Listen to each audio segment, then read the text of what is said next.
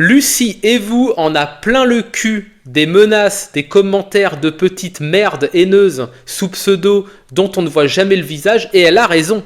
Et elle a envie d'arrêter sa chaîne et on va la convaincre de ne pas arrêter parce que franchement elle fait un contenu qui est assez sympa et c'est toujours sympa quand une femme prend la parole, en plus une femme qui vient pas de la bourgeoisie, ça change de la plupart des influenceuses un peu politiques qu'on trouve sur YouTube.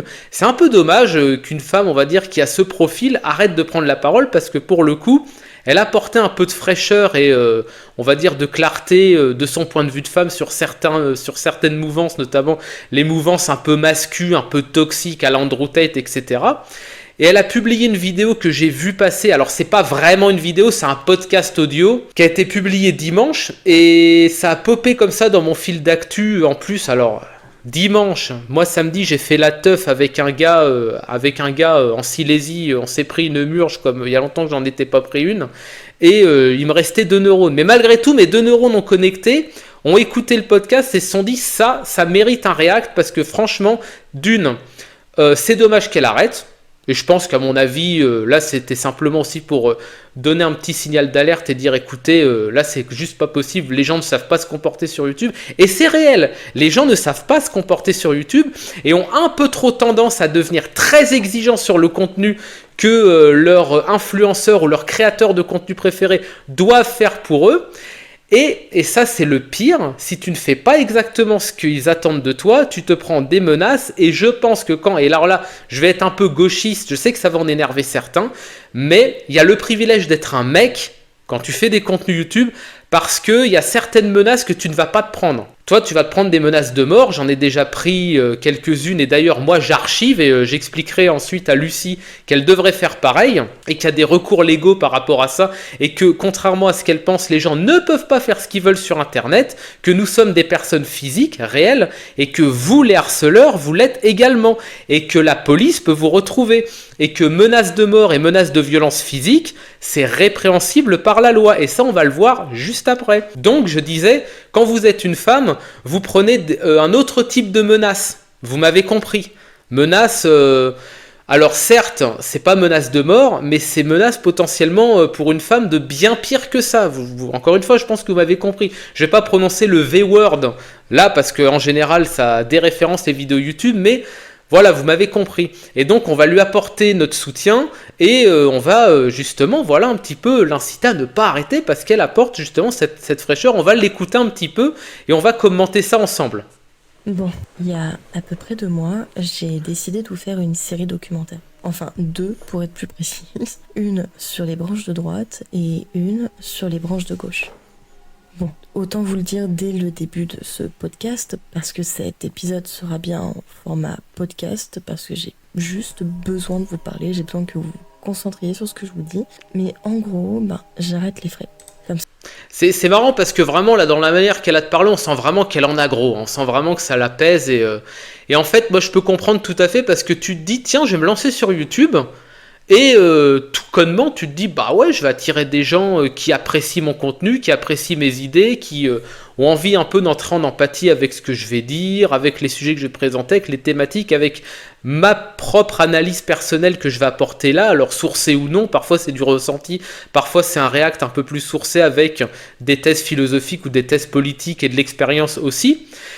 Et en fait, tu te rends compte que en fait, c'est simplement des gens majoritairement commentaires qui t'attendent avec des hallebardes pour savoir de quelle manière ils vont te crucifier. Pour vous la situer un peu aussi, Lucie, elle est apparue un peu dans tout l'univers Teddy Boy, RSA. Elle dit qu'elle s'intéresse à pas mal de contenu politique. Alors je sais pas dans quelle mesure elle s'est intéressée au contenu de droite et de gauche. Je sais pas si par exemple elle a traîné auprès de l'appât du team. Moi je trouve que l'appât du team c'est extrêmement quali, surtout en ce moment ça devient assez qualitatif. L'Azawa, bon c'est un peu la gauche anti-intellectuelle et d'ailleurs il s'en revendique, c'est vraiment du divertissement pur et tout. Et il y a Teddy Boy qui est un peu entre les deux, qui a parfois des opinions de gauche, parfois des opinions de droite, il sert un peu de pivot et je pense que c'est aussi ce qui l'a un peu attiré dans le milieu politique YouTube. On va la laisser un peu dérouler. Ça, ceux qui ne veulent pas en savoir plus peuvent tout simplement s'en aller, je vous retiens pas. Alors, non pas que finalement j'ai la flemme, hein, bien au contraire. Pour moi qui n'y connais absolument rien en politique actuelle, c'était même plutôt intéressant intellectuellement parlant. J'ai appris plein de choses, j'ai découvert des gens assez improbables qui représentaient pourtant, il y a quelques années encore, tout ce que je pouvais détester. Elle parle des identitaires. J'ai pu dialoguer aujourd'hui. Je crois. J'ai été plutôt bien accueillie, j'ai ravalé mon envie de débattre, j'ai écouté, attentivement même. J'ai lu, je suis venue discuter dans les canaux de ces communautés. J'ai découvert des groupes, de nouvelles manières de penser que... Je l'ai vu passer sur le canal Telegram de Daniel, effectivement. Alors, je pense pas que je doxe, hein, parce que bon, c'est un canal public, quoi, du blabla entre amis, effectivement. Franchement, je compatis qu'elle a pris cher. Hein. Elle s'est faite insulter comme c'est pas permis. Vraiment, vraiment le niveau de droitardisme de ces gars est impressionnant, quoi. Je veux dire, elle a vraiment pris cher. Je n'ai pas toujours très bien saisi, mais que j'ai quand même essayé de comprendre. J'ai cherché, je me suis incrustée dans des lives, sur des chaînes aussi d'ailleurs, tantôt avec des comptes anonymes, tantôt avec mon vrai compte. Des fois j'ai pris Inspecteur Gadget. J'ai testé, d'autres fois je me suis tue et juste faite toute petite. Bon, alors là par contre je passe un petit peu, je voulais aller directement où elle parlait effectivement de son arrivée sur YouTube, et là c'était assez révélateur.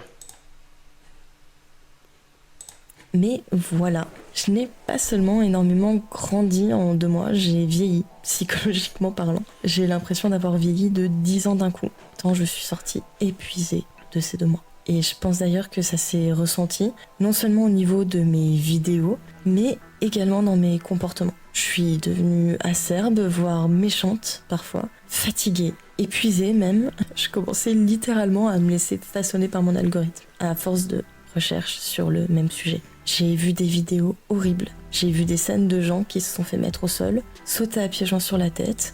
Bon, ça je vais passer un peu. Brûler vif pour une religion. J'ai compris pourquoi les identitaires deviennent identitaires, à vrai dire. Je n'ai pas compris la légitimité de la haine généralisée de certains, mais j'ai compris leur colère, leur frustration de ne pas pouvoir défendre les leurs. Mais j'ai aussi compris que moi, je ne pourrais pas défendre totalement les miens avec eux. Car les miens ont parfois une couleur différente et que, pour eux, je ne devrais pas les considérer comme les miens. Enfin, pour une certaine partie d'entre eux. Et ça...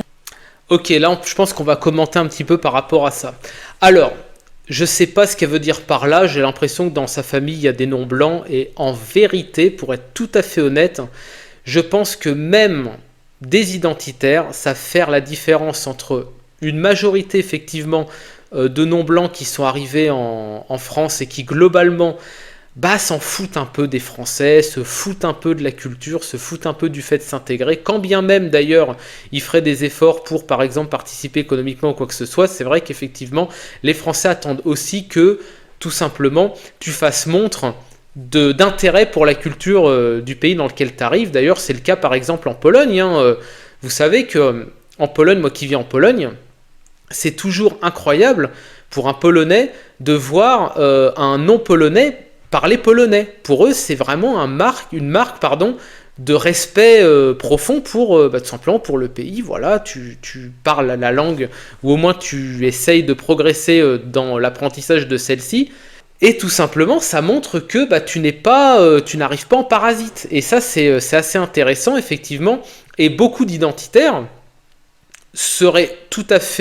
n'aurait pas d'objection énorme au fait que voilà dans ta famille il y ait je sais pas moi un nom blanc, et que au final ça donne une famille extrêmement française, etc. Alors je veux pas faire tout le couplet on va dire assimilationniste, mais je cite un exemple. Tepa, paix à son âme, était adoré par les identitaires. C'est lui qui a fait notamment découvrir Daniel Conversano alors à 2 années consécutives, en 2014 et en 2018. Et Tepa, qui était un métis, alors je sais plus métis de quel pays d'Afrique et métis français, Gabon je crois, franco-gabonais, il était franco-gabonais, décédé d'un cancer du côlon en 2019, encore une fois paix à son âme. Mais je veux dire, tu ne verras jamais d'identitaire cracher sur Tepa. Tepa était respecté infiniment, et voilà, tu peux tout à fait avoir du respect pour des non-blancs individuellement, même si tu es identitaire. Moi, par exemple, il y a un de mes guitaristes préférés, c'est Stevie Ray Vaughan. Bon, bah, Stevie Ray Vaughan, voilà, c'est un Afro-Américain, et il n'y a aucun problème, ça n'est pas grave, voilà, il y a aucun souci. Il y a même des gens qui vont aimer MJ, Michael Jackson, par exemple, et ça pose pas de souci. En fait, ce dont on parle, c'est vraiment d'une arrivée massive, continue de non-blancs, qui, elle, risque à terme de poser un problème identitaire. Mais en vérité, pour être tout à fait honnête avec toi, et je pense que tu vas écouter ma vidéo, et je mettrai un message en dessous de ta vidéo, podcast, pour éventuellement attirer ton attention sur la réaction que j'aurais fait à tes paroles. Si le nombre de non-blancs en France était entre 1 et 2 millions pour 67 millions de Français de souche, par exemple, bah en vérité, je pense que... Alors, je dis pas qu'on pourrait pas se dire, ah tiens, un noir, ou je sais pas moi, un maghrébin ou quoi, mais je pense qu'il y aurait pas ces réactions, on va dire, de ras-le-bol très intenses, tu vois. Et ça, j'en suis convaincu. Voilà. Alors, il est vrai que des fois, tu as des gens qui vont avoir des taux de patience qui sont variables. Hein. Moi, je sais que, par exemple, si je vois... Allez, je vais dire, si je sors dans une ville de province de Pologne et que je vois un ou deux noirs, ça va pas ruiner ma soirée. Je m'en fous, j'ai ma vie, voilà. Entre-temps, j'aurais rencontré une nana, j'aurais vu mon pote, etc. Il n'y a pas de souci, toi, voilà. Si tu fais... En fait, à côté, si tu fais ta vie, ça n'est pas... Ça va être un problème visuel qui va... Voilà, tu vas te dire, putain, qu'est-ce qu'il fout là, quoi. Mais tu passes à autre chose, concrètement, tu passes à autre chose. Mais effectivement, tu vas en avoir qui sont... vraiment très énervés sur la question et qui sont insupportables, hein, pour être tout à fait honnête. Et en vérité, moi par exemple, je leur parle pas. Pourtant, j'ai une fibre identitaire, mais moi je ne parle pas aux fous du bus qui tombent en dépression pendant 2 semaines parce qu'ils ont vu un étudiant noir dans un parc à Varsovie, par exemple, tu vois. C'est un concept qui a échappé à pas mal d'entre eux. Le fait que mon identité à moi ne se trouve pas dans mon génome uniquement, sur lequel j'ai vu parfois qu'il n'arrivait pas trop à s'accorder d'ailleurs. Mais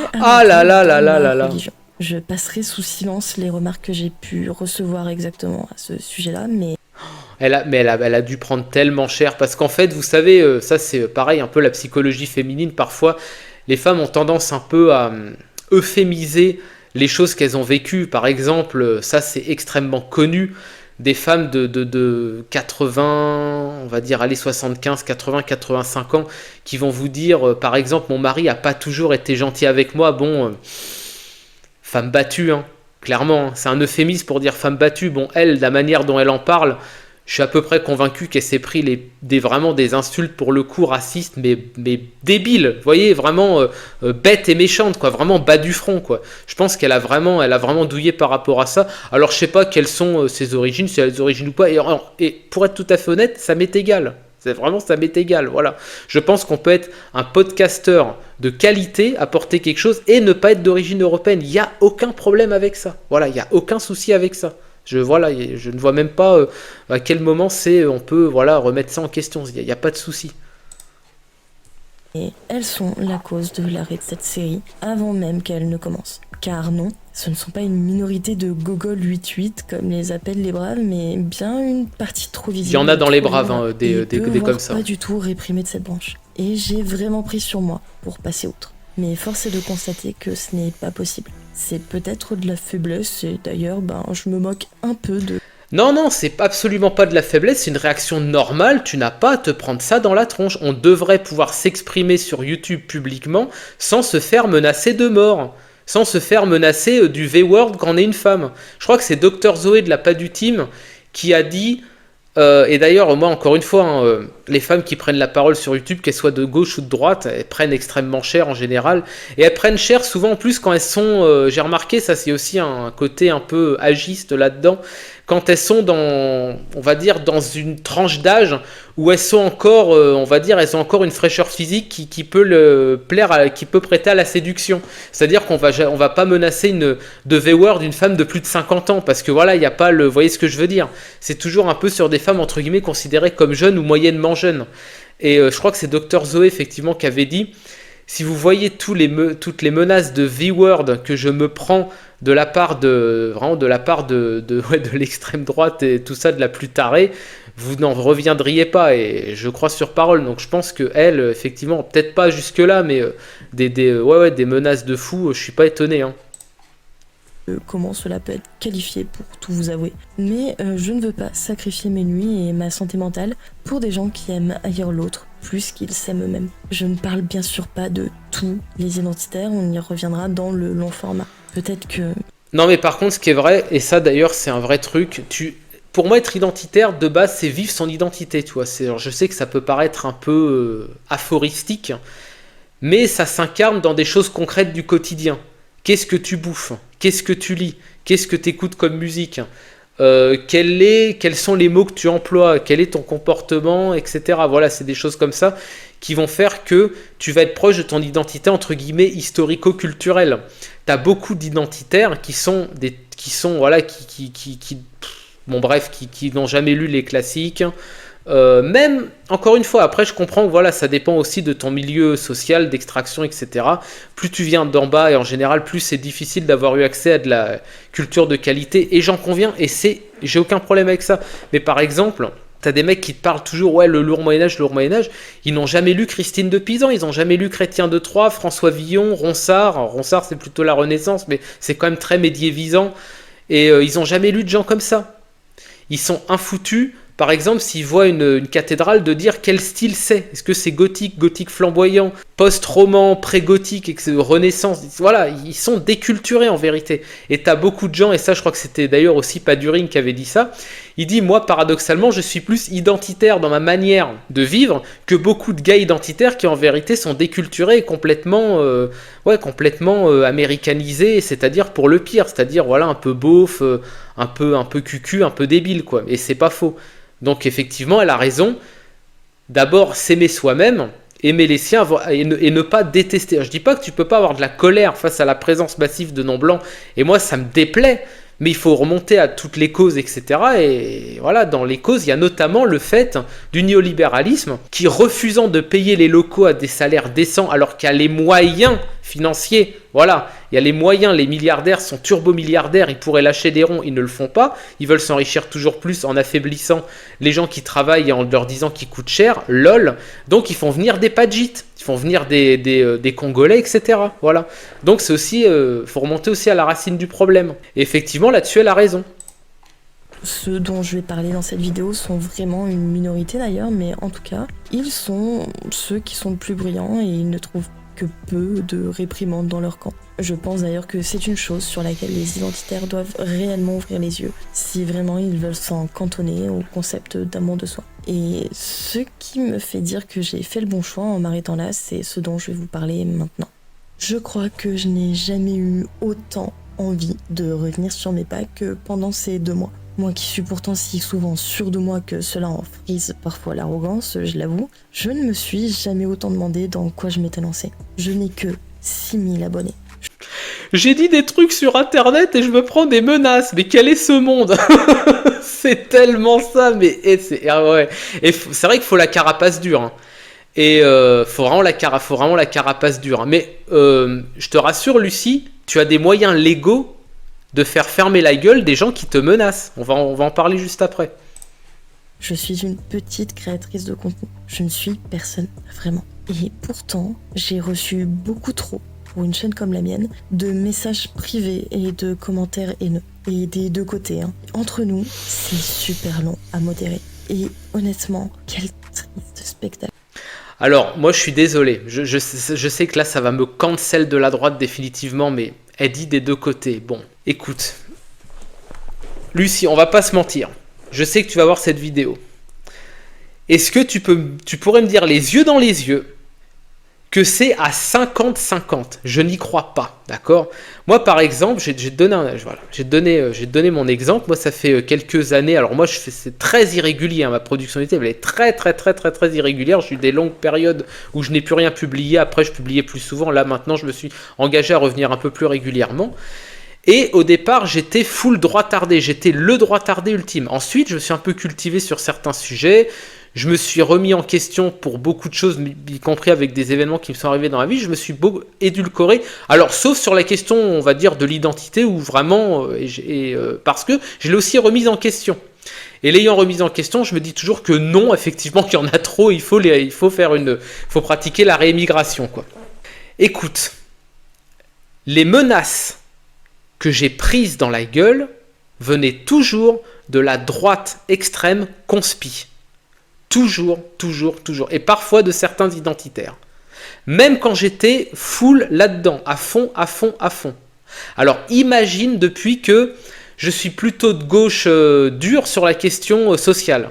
Imagine ce que je me prends. Voilà. Donc en vérité, les gauchistes menacent. Je ne dis pas qu'ils menacent pas, mais c'est beaucoup moins le cas.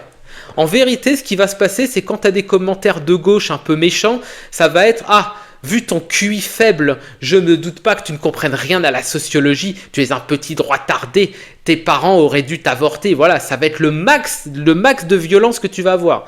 Mais j'ai eu 2 menaces de mort, comme je disais, en 1 mois et demi, et ça venait pas de la gauche. Voilà. Donc, si à la limite, un gauchiste va te traiter de Nazi, ça c'est possible.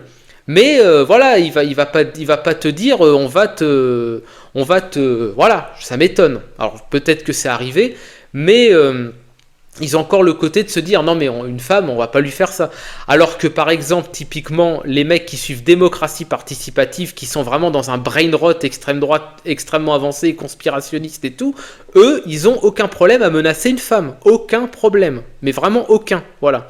Donc effectivement, moi j'y crois pas une seconde au 50-50 où ça venait des deux côtés. Après elle a dit ça venait des deux côtés, elle a pas dit dans quelle proportion. On peut aussi plaisanter là-dessus. Mais voilà, je compatis, encore une fois je compatis.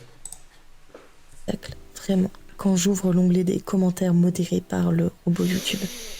Pour ceux qui ne le savent pas, YouTube est mon 2e boulot. Je travaille à ça c'est l'angoisse. Hein. Je suis mariée, je suis maman. Donc je veux profiter et entretenir ma vie de couple, éduquer ma fille, m'en occuper et tenter de la faire grandir. Félicitations et on t'encourage. Une enfant de son âge. Et on t'encourage. Je suis salariée à plein temps et je suis engagée entre autres dans mon église et dans des associations. YouTube est de base une plateforme grâce à laquelle je compte bien quitter mon emploi pour travailler de chez moi sur mes vidéos tout en ayant ma fille à mes côtés à la maison et m'épanouir ainsi dans mon rôle d'épouse et de mère. Les 2 seuls qui comptent vraiment pour moi. Bref, je n'ai pas le temps de répondre 1000 fois par message privé. Faut pas le faire. De mes lives ou encore dans les conversations de groupe Telegram. Il faut bloquer les gens. De la couleur de peau de mon mari. Il faut bloquer, j'insiste pour la santé mentale, il faut bloquer les gens qui trollent méchamment.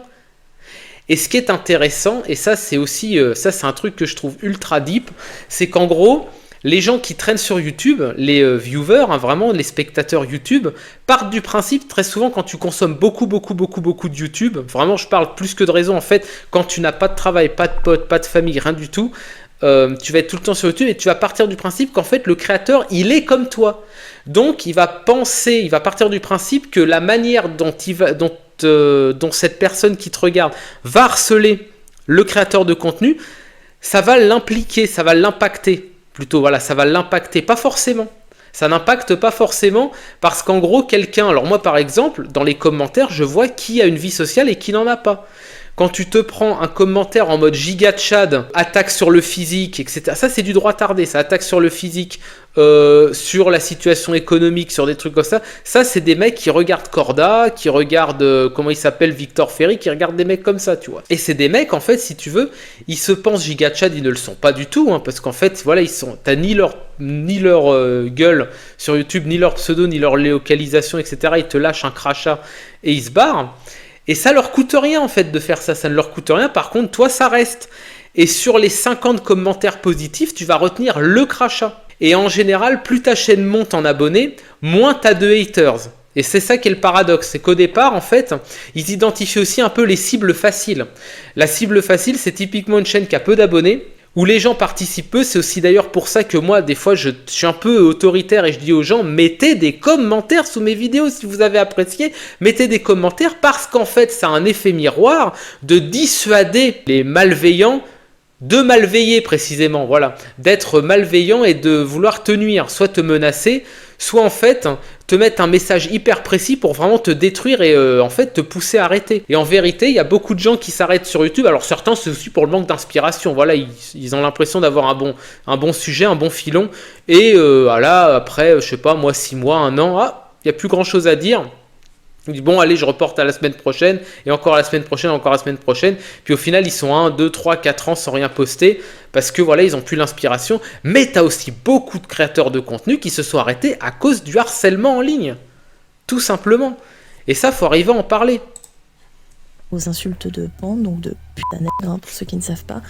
Ça, c'est démocratie participative. La personne que j'admire le plus, c'est Daryl Davis, un noir. Ah, je n'ai pas non plus ce gars, donc. de répondre à pourquoi le métissage ne me dérange pas, pour peu qu'il ne soit pas forcé. Je l'ai expliqué dans cette vidéo également. Je n'ai pas le temps de me prendre des remarques sur mes positions concernant l'immigration, sur l'histoire. Vous savez qu'en plus, le métissage, ça c'est un vrai truc. Et pareil, je suis sorti du droitardisme sur cette question. Il n'y en a pas tant que ça. Moi, quand je rentre en France, tu vas voir des couples mixtes. Mais au regard de la proportion énorme qu'il y a de non-blancs, il n'y en a pas beaucoup. Il n'y a pas, voilà, comme balance démocratie participative, Boris Lelay, Renoir et tout le colis, là. Il n'y a pas, en fait, chaque blonde n'est pas accompagnée d'un Guinéen ou d'un Congolais ou d'un Camerounais. Ça n'est pas vrai. Il faut arrêter un peu ce délire, c'est faux. Voilà, à moins d'avoir des lunettes pleines de merde et voilà, de ne pas voir clair, non, ce n'est pas vrai. Tu vas, en général, les gens, et c'est ça qui est assez intéressant, bah, malgré tout, restent un peu dans leur pôle ethnico-génétique, quoi. Il n'y a pas tant de métissage que ça. Donc en réalité, que tu dises que tu sois pour ou que tu sois contre, ça va pas changer les goûts des gens. C'est pas parce que tu dis ah oui, non, mais attends, les gens là, à un moment donné, il faut arrêter d'être entre nous. Tu peux quand même un peu t'intéresser aux autres. Et puis tiens, tu peux sortir avec la petite Aïcha. Je sais pas pourquoi je dis Aïcha, en plus elle avait 9 ans, bon bref, voilà la blague. Ou avec, je sais pas moi, comme un nom de femme africaine, comment, Fatoumata par exemple, voilà. Ou je sais pas moi, Ching Chong, voilà. Pourquoi Carolina la polonaise? Pourquoi Irina l'ukrainienne? Pourquoi Greta l'allemande ou la suissette? Bah non, pas du tout, non. Et au contraire dire ah non, faut pas du tout de métissage. Les gens feront ce qu'ils veulent en dernier recours. Voilà, les goûts, on va dire ta préférence dans le choix d'un partenaire biologique, ça reste en dernier recours, ça reste toi qui décides au moins de ce truc-là, au moins de ce truc-là, quoi. Donc effectivement, en vérité, le métissage, il y en a pas tant, quoi. Faut voilà. Je dis pas qu'il y en a pas. Mais au regard des proportions, c'est assez marginal. Islam sur l'avortement et le mariage, de me faire accuser de récupération. Parce que j'ai dit qu'une des personnes que j'admire le plus, c'est Daryl Davis, un noir. Je n'ai pas non plus le temps de constater avec impuissance que des blancs se détestent et cherchent à faire de l'ethnomasochisme un sport national, pendant que de l'autre côté de l'échiquier, c'est radicalement l'inverse. Je n'ai pas vocation à gérer des idiots. Même moi à gauche, je suis désolé, je trouve qu'à gauche, on est sorti de ce truc-là. Moi, la plupart des contenus de gauche que je regarde, il n'y a plus le délire de dire « Ah, je suis blanc, voilà, je suis un sous-homme, je dois m'excuser pour tout, etc. » et tout, il n'y a plus trop ce truc-là. Moi, je trouve que, pour le coup, les contenus de gauche ont vachement évolué en qualité, parce que moi, c'est vrai que quand tu te politises en 2015, 2016, 2017, la gauche, ça sent le purin, en fait, sur YouTube, il n'y a absolument rien. Maintenant, il y a des trucs un peu plus, pratiques, notamment, ils reviennent sur des questions capital, travail, rapports sociaux, etc. Qui me reproche d'avoir accueilli Daniel Conversano à mon micro, parce qu'il ne faudrait jamais parler de l'extrême droite ou le diable encore à l'extrême droite, qui m'envoie des DM pour me dire à quel point je suis une nazie, qui me souhaite le pire à moi ainsi qu'à ma fille et à mon mari. Je n'ai pas le temps non plus de vous regarder essayer de m'imposer une manière de penser, parce que vous réfléchissez en termes de masse plutôt qu'en termes d'individus. Bref, de gérer les intolérances des uns et des autres. Parce que oui, je n'ai... Bon, faire de la politique, c'est raisonner en termes généraux, par contre, mais effectivement, tu peux aussi voir les situations individuelles, ce que je fais toujours, moi, par exemple, voilà, je vais pas blâmer quelqu'un, par exemple, parce que il vit telle ou telle situation et il se sent un peu dépossédé sur le moment précis et il sait pas trop quoi faire. Maintenant, effectivement, quand on parle de remigration, déjà, c'est par étapes, c'est les gens qui posent problème, c'est les gens qui sont des menaces. Déjà, un truc tout bête, tous les fichés pour terrorisme islamique, par exemple, voilà, ou pour volonté de terrorisme islamique, déjà tout ça, ça dégage, par exemple, tu vois. Déjà, là, il y a quand même plusieurs milliers de personnes, déjà. Ensuite, voilà, tu montes par échelon, comme ça, travaille ou travaille pas. Alors, après, on n'est pas bête, est-ce qu'il est valide, est-ce qu'il n'est pas valide? En général, ils le sont, voilà, en général, ils le sont. Donc voilà, tu peux dire travail, pas travail, hop, ça jarte. Menace, pas menace, va, ça jarte. Intégré, non intégré. Déteste la France, chie sur la France, matin, midi et soir, au petit-déj, au repas de midi, etc. Hop, toi, c'est par étapes, en fait. Voilà, c'est comme ça que ça fonctionne. Évidemment que individuellement, tu peux regarder chaque situation, il n'y a pas de souci. Que 6000 abonnés, encore une fois. Alors, qu'est-ce que ce sera quand ma chaîne aura grandi? Tout ça, j'ai dû y réfléchir et vite, avant que ma propre chaîne ne m'échappe et que ça finisse vraiment par m'atteindre. Parce qu'en... Eh ben, ça ira mieux, Lucie. Ça ira mieux. Tu auras moins de haters quand ta chaîne grandira. Et ça, tous les youtubeurs le disent. Tu as moins de haineux parce qu'ils osent moins s'attaquer à toi parce qu'en fait, tout simplement, t'es plus grosse. Voilà. Ah, je parle pas de ton poids, hein, voilà, je me permettrai pas, je suis galant. Mais tu pèses plus lourd sur le game YouTube. Donc, les gens, ceux qui veulent vraiment te faire du mal, auront moins le courage de s'attaquer à toi. Donc non, c'est même une bonne raison pour ne pas s'arrêter. Et maintenant, on va voir un peu ce que risquent les gens qui menacent de mort sur Internet. Voilà, ce que vous risquez vous là, ceux qui s'insurgent parce qu'effectivement je dis qu'il faut augmenter les salaires et non pas baisser les charges, hein, voilà, ils se reconnaîtront, ceux qui m'ont traité de coco, etc. et qui m'ont dit bouche, c'était comment, bouche plus trottoir pour toi, ah, je l'ai encore en tête, hein. Je l'ai archivé d'ailleurs, hein, j'ai tout archivé. Et pareil, moi, Lucie, je t'encourage à faire ça, archiver, alors moi j'ai bossé dans le RH, dans une boîte privée. Et moi, l'archivage, moi, ça me connaît, il n'y a pas de souci. Hein. Moi, tableur Excel, nom, prénom, localisation géographique, message, et tout ça, il n'y a pas de souci. Moi, c'est à la deuxième menace de mort. Je rentre en France, je dépose plainte.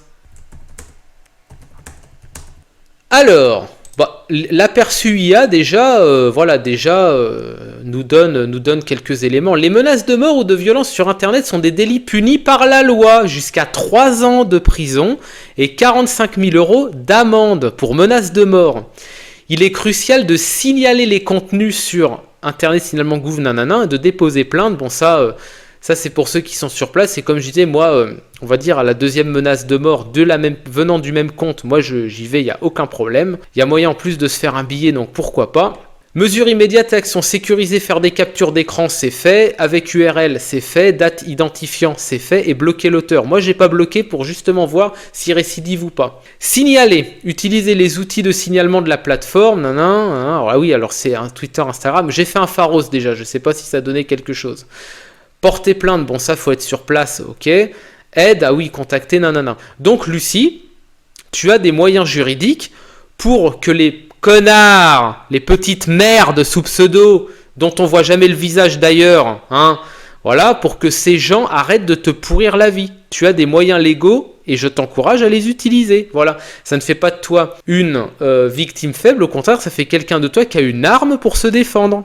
Voilà, donc ça c'est un conseil que je donne aux gens, même d'ailleurs qui tomberaient sur ma vidéo et qui aimeraient créer du contenu sur YouTube, ou même pas que sur YouTube, mais on va dire sur YouTube il y a un côté un peu spontané, où en gros la personne qui menace va reconnaître votre visage, votre voix, etc., va en savoir un peu sur vous et tout, et il pense que ça suffit en fait pour vous menacer. Non, on peut vous retrouver, faut pas l'oublier. Donc voilà, le cyberharcèlement est puni par la loi, les menaces en ligne sont punies par la loi, il n'y a aucun problème, on est quand même protégé, et ça doit toujours rester dans la tête des gens qui créent du contenu pour ne pas tomber fou précisément. Et voilà, les trolls, les gens qui te parlent, voilà, qui te manquent de respect, faut pas hésiter à les bloquer, moi je bloque sans problème. Voilà, j'ai pas envie de me polluer le cerveau avec des gens qui soit soutiennent des lignes qui sont contraires à soit mes intérêts de classe ou mes intérêts ethniques, et bon là en l'occurrence, voire même ceux qui menacent. Voilà. Donc voilà, on apporte notre soutien à Lucie, voilà, on apporte notre soutien, on lui met un petit message, pourquoi pas, sous sa vidéo. Tiens, j'étais même pas abonné, je vais m'abonner, tiens, voilà, ça, comme ça y fera une personne de plus, voilà, c'est pas beaucoup, mais voilà, si vous la connaissiez pas, allez vous abonner, franchement, elle est toute mimi, elle fait du contenu sympathique, voilà, elle a son point de vue, on va dire, de jeune femme on va dire, de prolétaire. Alors prolétaire dans le sens qui travaille, hein, c'est ça que ça veut dire prolétaire, hein, c'est pas un gros mot. Et justement, ça change, on va dire, des bourgeoises parvenues qui expliquent aux gens comment penser alors qu'elles-mêmes n'ont jamais connu l'adversité de la vie. Voilà, donc soutien à Lucie. Et on espère que tu republieras parce que voilà, on apprécie, enfin moi au moins, j'appréciais ce que tu faisais, voilà. Et puis bon, voilà, ceux qui connaissaient pas le Grattard, eh ben c'est fait, voilà. Alors petit commentaire de référencement, petit commentaire pour dire vous avez apprécié, propagande et à la prochaine.